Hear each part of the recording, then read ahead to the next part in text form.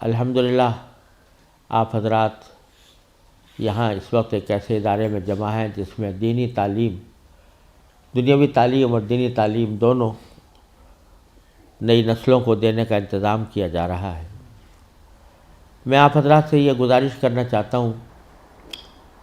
کہ الحمدللہ مجھے دنیا کے مختلف حصوں میں جانے کا موقع ملا ہے۔ دنیا کے 6 بر اعظم میں سے کوئی بر اعظم ایسا نہیں ہے جہاں میں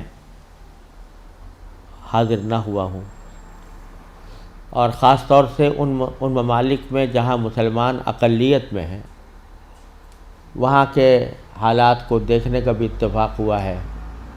وہاں کے مسلمان بھائیوں اور بہنوں سے خطاب کا بھی موقع ملا ہے، ان کے مسائل سے بھی فی الجملہ الحمدللہ واقفیت حاصل ہوئی ہے۔ لیکن اس تمام تجربے اور مشاہدے کے نتیجے میں جو بات میں سمجھتا ہوں وہ یہ ہے کہ جن ممالک میں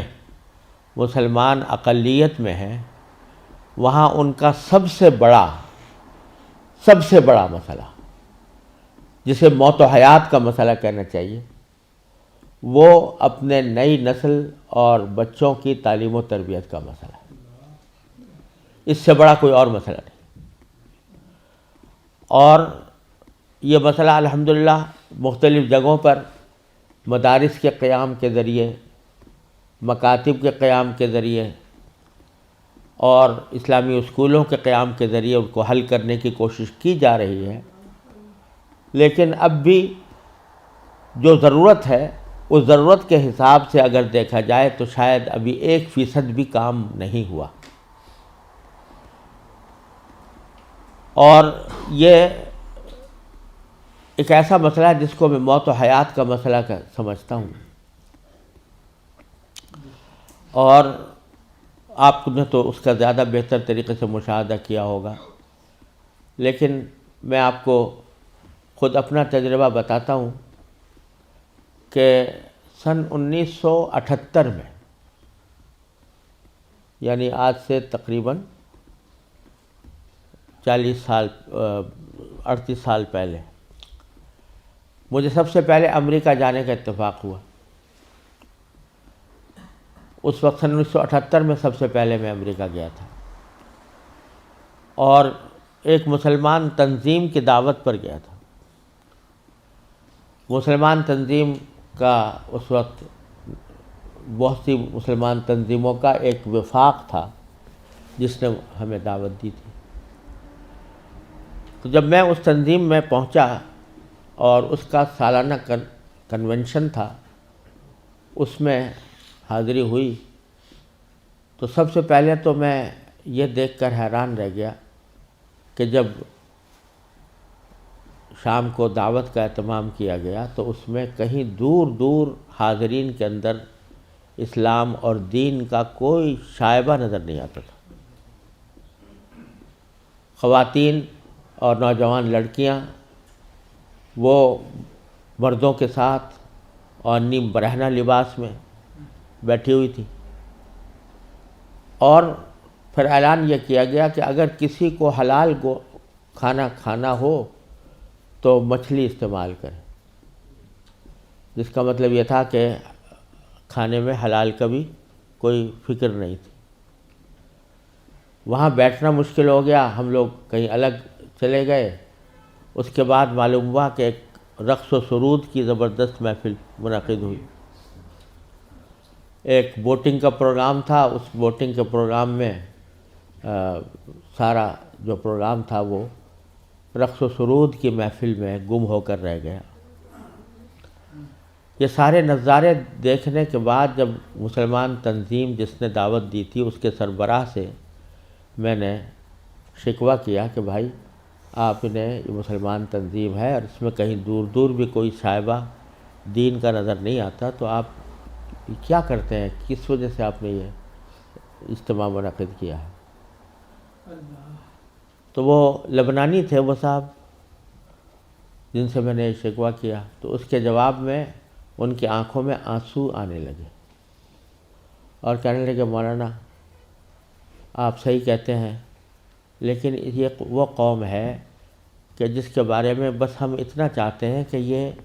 کم از کم اپنے آپ کو مسلمان کہتی رہے۔ یہ اگر ہم یہ سمجھتے ہیں کہ اگر یہ صرف اپنے آپ کو مسلمان کہتی رہے تو یہ بھی ہماری کامیابی ہے، ورنہ اس کو اسلام سے کوئی تعلق رہا نہیں۔ ان کے آباء و اجداد کھانے پینے کی تلاش میں، تجارت اور معیشت کی تلاش میں یہاں آئے تھے۔ ان کو اپنے بچوں کی تعلیم و تربیت کی کوئی فکر نہیں تھی۔ یہ اسی ماحول کے اندر پلے بڑے ہیں، اور اس کے نتیجے میں ان کو دور دور بھی کہیں ان کے اندر کوئی شائبہ دین کا نظر نہیں آتا۔ ہمارا کام صرف یہ ہے کہ ان کو اس بات پر جمع کر لیں کہ بھئی تم مسلمان ہو، اپنے آپ کو مسلمان کہتے رہو، ورنہ اسلام کی کوئی چیز ان کے اندر باقی نہیں رہی۔ یہ منظر میں نے سن 1978 میں اپنی آنکھوں سے دیکھا،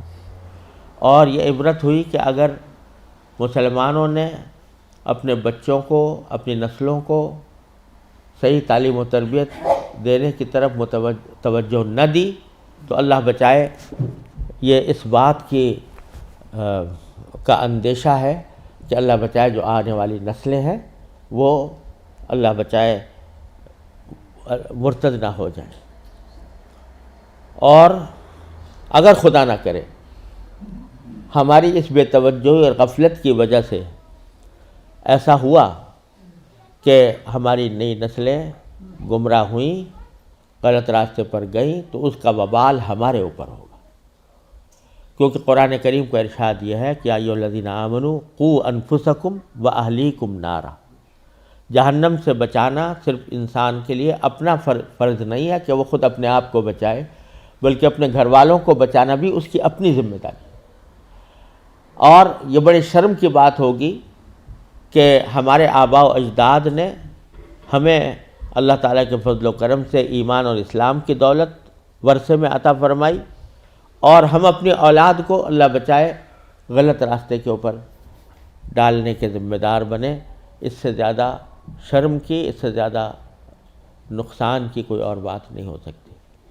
لہٰذا یہ مسئلہ جس اہمیت کے ساتھ توجہ کا محتاج ہے، اللہ تعالیٰ کا بڑا فضل و کرم ہے، اب حالات میں تبدیلی آ رہی ہے، خاص طور سے انگلینڈ میں اور امریکہ میں بھی اب بہت مسلمانوں کو اس طرف توجہ ہوئی ہے، ادارے قائم ہو رہے ہیں، لیکن جس پیمانے پر ضرورت ہے اس پیمانے کی ابھی تک کمی ہے، اور اس کا واحد علاج یہی ہے کہ جس کے دل میں بھی یہ درد ہے وہ دامے، درہمے، قدمے، سخنے، جس طرح بھی ہو سکے وہ ایسے ادارے قائم کرنے کی کوشش کرے، ان اداروں کے ساتھ تعاون کرے، اس میں اپنے بچوں کو بھیجنے کا اہتمام کرے۔ لوگ چندے کرتے ہیں، ٹھیک ہے، چندہ بھی مالی وسائل کو جمع کرنے کے لیے وہ بھی ایک اہم چیز ہے، لیکن زیادہ اہم چندہ یہ ہے کہ اپنی اولاد کو ایسے اداروں کے اندر بھیجنے کی کوشش کریں جہاں پر چاہے ان کو دنیا کے علوم کی بھی تعلیم دی جا رہی ہو، لیکن اسلامی ماحول میں دی جا رہی ہو، اسلامی تربیت کے ساتھ دی جا رہی ہو۔ تو الحمدللہ یہ ادارہ بھی، الفلاح بھی اسی قسم کی کوشش میں مصروف ہے۔ تو میں بڑی دردمندی کے ساتھ یہ درخواست کرتا ہوں کہ سب مسلمانوں کو اس کی ساتھ تعاون کی ضرورت ہے، اور تعاون جانی بھی، مالی بھی،